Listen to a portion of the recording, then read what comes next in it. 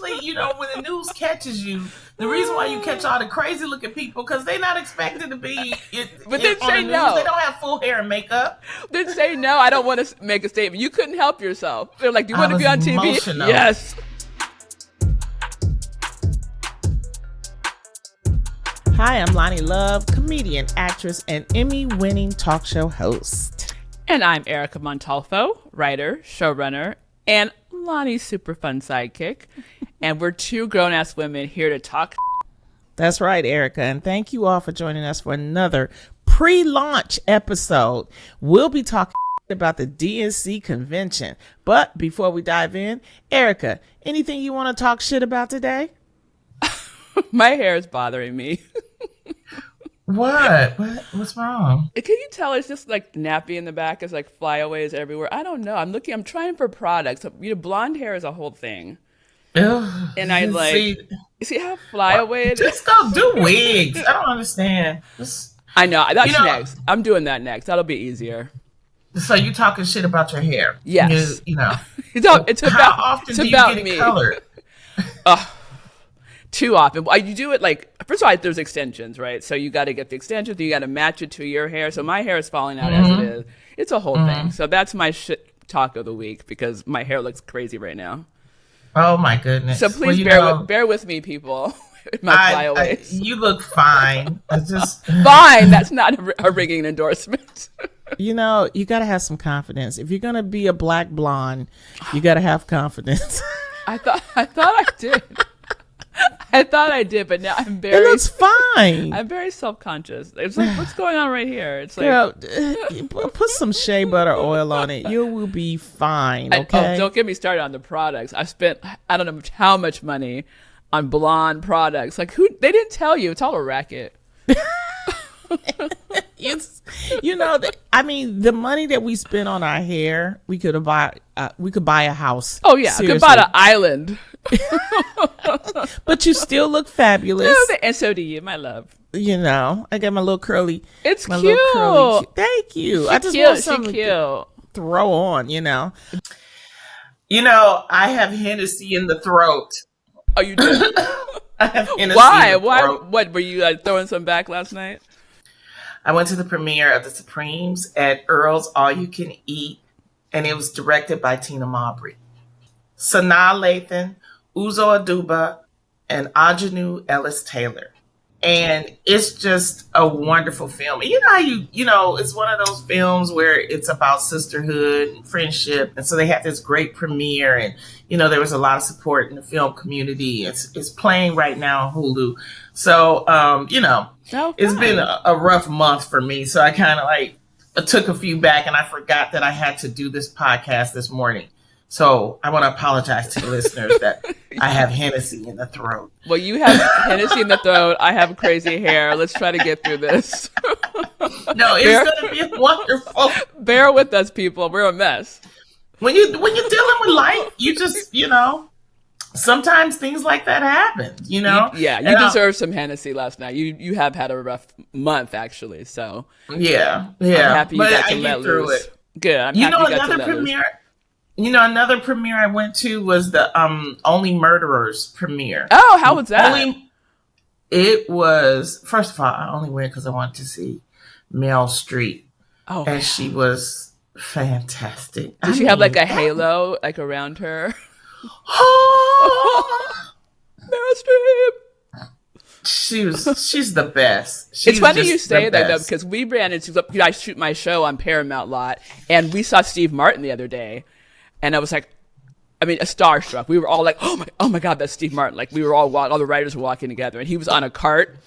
And the only way you notice him because his hair is the same color as his face. He's all white hair and all white face. I know he's everybody was trying to get Steve Martin to play Tim Walz. For Saturday Night Live. That would be good. But he turned it down. He said no, he doesn't. He doesn't want to do that. So, that would be so great. Yeah. He'd be But perfect. some people aren't good at imitations. I'm not good at, imitating people. So I kind of get it. Just because you look like that person, it would be kind of hard. Because Tim Walz is Midwestern, kind of, down home, yeah, with that little flavor of a coach, and I don't see that coming from Steve Martin. You know, who could have played him, or who could come back and play him is Jason Sudeikis, since he's been playing a coach on what's that show? Ted Lasso. Yeah. He could come back, but he would totally do it. That would be perfect. Him, and because Maya's playing, Maya Rudolph's playing Kamala, right? Yeah, she's gonna play Kamala this season, so that's gonna be exciting. It's gonna. Anything else happen to you this week? No, just my hair. I'm obsessed with it. Really? What about your neighbor?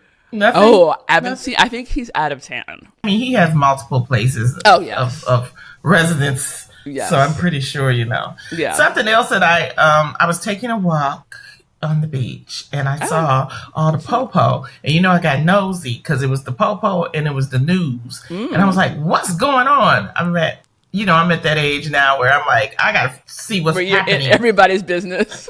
Yes.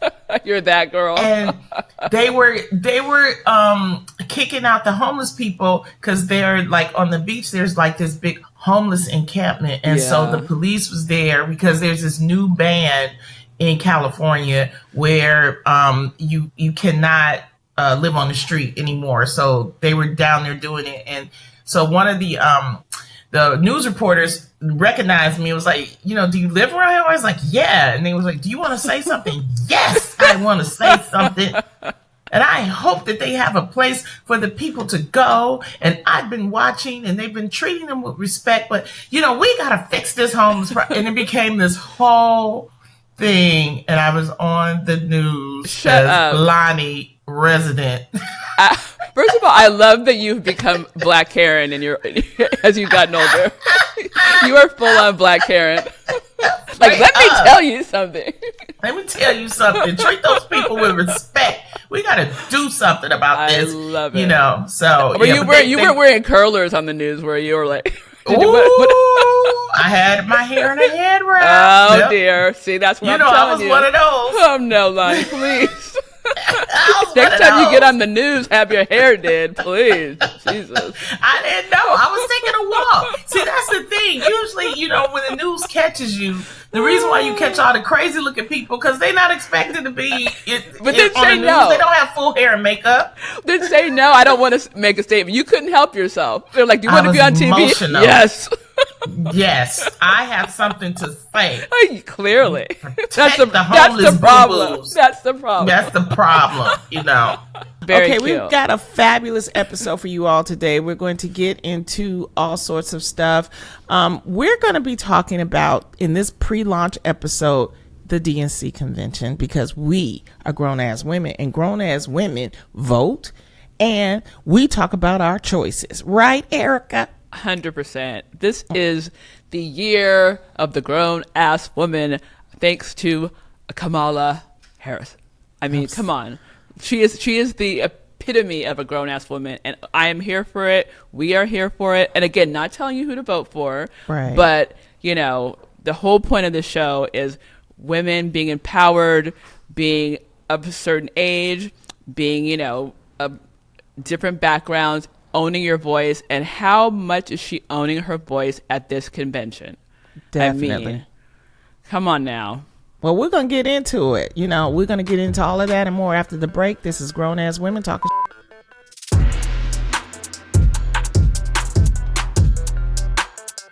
Okay, we're back with more GAWT. This segment is what we're calling the Tea. Each week, I'm going to talk about some things, and Erica's going to give her opinions, and we're just going to have some fun. Beyonce's birthday is coming up, and she also released new whiskey. Woo-hoo! I mean, listen, that girl loves her some brown liquor. She always has. I know, but that's why you're hurting today. Finally, something I can get into. I heard it's very expensive. Yeah, it's like 80 something a bottle. Is that a lot? I don't drink whiskey, but I'm more of a. No, but you can get that $12 cognac. I'm more of a prosecco kind of girl. Of course. And that's like you get prosecco liquor for $18. It's like, yeah. Just saying. Anything that Beyonce is gonna have is not gonna be cheap. It's No. and the ingredients and all of that, So I'm excited to try it. But do you wonder why it's taking so long? I would have thought she would have had some kind of liquor before. I mean, she's late to the game. Well, no, she's probably had to formulate it. Work with the people. She's just not just gonna throw anything together. She's like, nah, I'm not doing that. So I'm gonna make sure, that it's all good. I guess whiskey takes a while to you have to like age it or something, like in a barrel. I don't know. There's barrels, right? There's barrels involved. That's what I'm asking you. Don't pretend like you don't know. Stick to Prosecco. Yes, thank you. In grown women news, Halle Berry says that Pierce Brosnan has restored her faith in men. Isn't it Brosnan? I don't know. You're the worst with names ever. They call me Lonnie Slayer of names. Yes, you are. When I did E-Daily Pop, I was like, the Buka Buka? What's my last name, Lonnie? What's my last name? Erica Montolfo. No. Montolfo. There you go. Montolfo. Only on 2 tries this time. Good for you. Well, you know what? I'm getting better, Erica. So what did Halle say about Pierce Brosnan? Oh, Pierce Bronson. It's Bronson right here. Well, he said it's Brosnan. Is it an A in his name? Anyway, what did Halle say? What did our girl Halle say? She says that when she was working with him on the Bond movie, that he really was a gentleman. Oh. It really influenced her, and it gave her, because if you know Halle's past, she's it's been rumored that she's been through some DV and things like that. Yeah. And so it's just funny how she's just a beautiful person. Did I ever tell you how I met Halle? No. Okay. Quick story. I was at the NAACP Image Awards, and it was on the red carpet. And so, I took my pictures, they take like 2 pictures of me and then get the fuck off. So I was standing there like I do, and I was taking like, just pictures of the atmosphere and stuff. And then all of a sudden I heard all this commotion. Like I've been on a million red carpets, but I never heard the commotion that I heard this time. And I was like, what is happening? I mean, people was yelling and screaming and all this. And so one of the publicists ran past me and said, what's going on? They shut down the carpet. Halle Berry is here. And I'm like, what? First of all, I didn't know they shut down carpets. When they shut down carpets, that means nobody can move. They put her there and everybody can get all of their pictures. Wow. And I was like, oh, is that? And you heard all of this screaming because, the photographers are trying to get the right picture. Like, they want her to blow a kiss, or they want her to pose, or they want her to do, all of this. The only time I seen it was when I went to the Only Murderers in the Building premiere. Right. And Meryl Streep. That's when I saw it. Yeah. That's when and by then I knew. But back then I didn't know about shutting down the carpet and everything. And so I was like, what? Yeah. That's like A plus list. Oh, that's when, and Halle was at her peak, right? And so, it was maybe a good 10 minutes. And then I'm just standing there looking crazy, and then here comes Halle, right? Because I'm just like goofy, this how old this was. I still had a flip phone, right?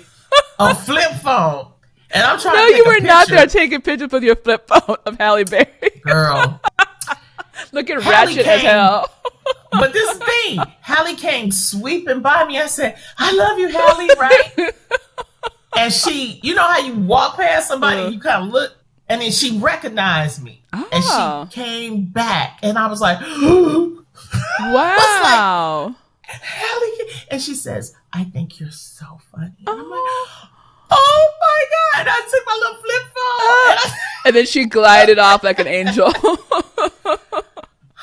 I know. And I've loved her ever since. I love me some Halle. She really, really is. So when she said this about Pierce and her, I believe at that time she was going through so much doing that movie. And, you know, just imagine being one of the world's most beautiful women, and nobody knows behind closed doors what you're going through. Remember when she went on Oprah and, you know, she was going through that whole thing with Eric Benet, and she tried to stay with him. And then there was I'll never forget, I never will forget the story. She said, she went on Oprah and she says, I was reading it was like one of the tabloids, and it said, you know, Eric is cheating and all of this. And she's like, I'm going to sue. And Eric said, hold up. Hold up. You don't want to do that. You're going to lose your money. Don't do that. Right? He's like, hold my purse. So, right. You know what I mean? And so she's had to deal with the fact that even though she's so beautiful and she's kind and she's very smart, that she's, you know, had this issue with men. So I can imagine that at that time, you know, she's going through these ups and downs with men, and here she meets this actor who's just a gentleman and who's great. Yeah. And I think that's like, and for her to give him a shout out like that and says, you know, it says a lot. He restored her faith. Oh my goodness.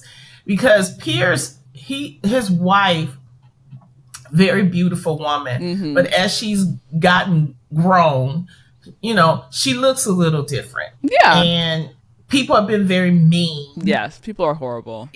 To his wife. And but Pierce is like, he's still like, you know, take those pictures, and you know, his family is grown. He's fantastic. And he also, I think his first wife, didn't she like die of cancer or something, his first wife? So he had a very painful loss, you know, to the mother of his children. And then when he met this woman, it was like, you know, he had gone through a lot of grief. He had been with that woman for a long time. He's obviously a very loyal husband. And now he's been with this, not new wife, but he's been with her for many years too. But he's only remarried because his first wife died of cancer. I mean, like, what a lovely guy and what a committed person. So I could see where he would, you know, make her rethink how horrible men are. I know. I'm just happy somebody did. And I like that she's with this guy now. Like, who's the guy she's with now? She's with Hunt.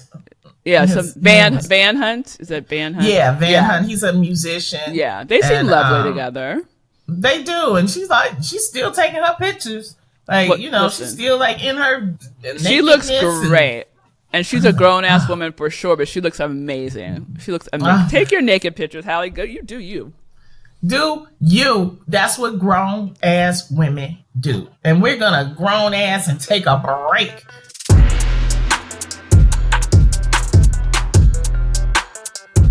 Oh, the Democratic National Convention, where Kamala Harris accepted the formal nomination as president for the Democratic Party.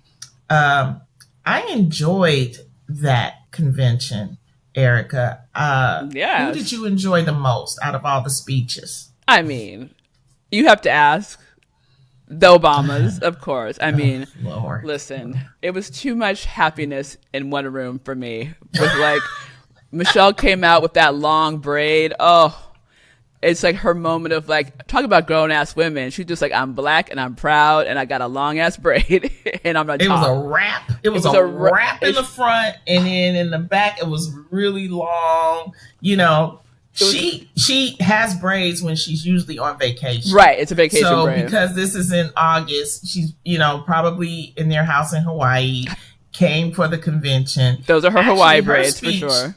Exactly. Her speech was actually better than Obama's. I mean, I think everybody was talking about it. Everybody. And he even said I had to follow her. Or like, that's not fair. I mean, she's the best. I mean, she's amazing. Did I tell you the story about how when he was running initially for the first time for office, I was a Hillary girl. You know what I mean? Like, we were all Hillary girls back then. You know, we thought first woman president, whatever. He's this young guy. We didn't really know him. But a friend of mine is really good friends with his sister. And so she's like, you know what, you got to come see my guy. Like, take a look at him, listen to him speak, blah, blah, blah. So I didn't get a chance to hear him, but I went to see Michelle because she was at some event that I was working at the CW at the time. The woman who was running the CW, like, had something at her house for Michelle. So Michelle came and spoke. And I will tell you, and this was, again, years ago, before he was even president, I was so impressed by her that I was like, anybody who she would pick to marry must be amazing. Because this woman, like, makes clearly good choices. I mean, she was so just epic. I just had never heard anyone like her. So she has never disappointed me, not once. And at the DNC, same thing. She was stellar, as she always is. Again, Michelle is our fearless leader for the organization When We All Vote. And she just gives great speeches, and she knows how to deliver. And, the nation just loves her. The person I was really impressed by, it was two people. One was D.L. Hughley. He did a formal apology to Kamala Harris, whereas he was talking how he had doubts about her. And I was kind of disturbed when it was all happening. And she ended up asking him for a meeting, and he did. And she basically presented her case. She is a prosecutor, and he formally got up there. And for DL to apologize, because he don't apologize to no damn body. No. I know it must have been pretty powerful. So it was nice to see that. And also, I was impressed by Tim Walz's son, Gus. Oh, my God. How sweet was that? Oh, my goodness. Gus is special needs, but his emotions, I think, got everybody. I mean, just for him clapping and crying and saying, "That's my dad."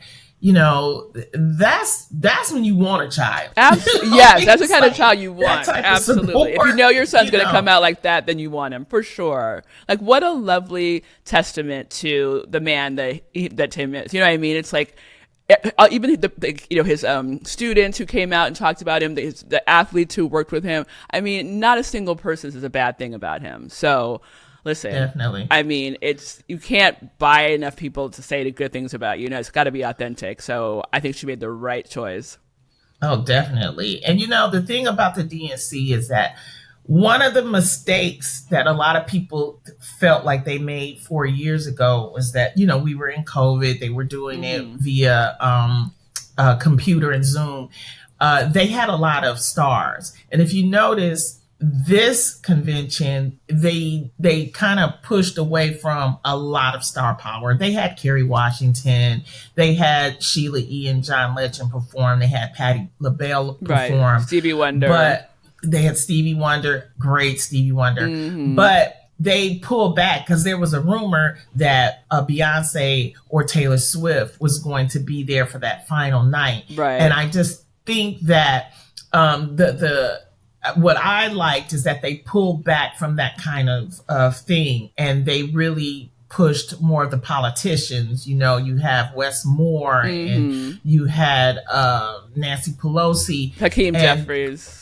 I mean, he's just phenomenal. I love him. So that's why you didn't see because I think, there are a lot of stars that wanted to get up there, but they pulled back from that. Because what I love, though? What they did that I thought was unique. Because, normally you watch it and they have the roll call, which is like boring, Yes. But the DJ was like, and so every roll call was like a song from that state. And I was like, California was like Snoop Dogg. I'm like, yes, roll call. What's going on? It was fun. I enjoyed it.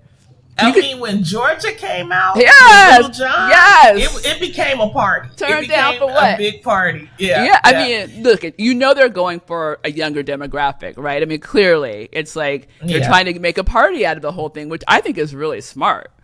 Get these young people out to vote. I mean, you're in this organization. Like, what are you guys focusing on in this getting people out to vote organization?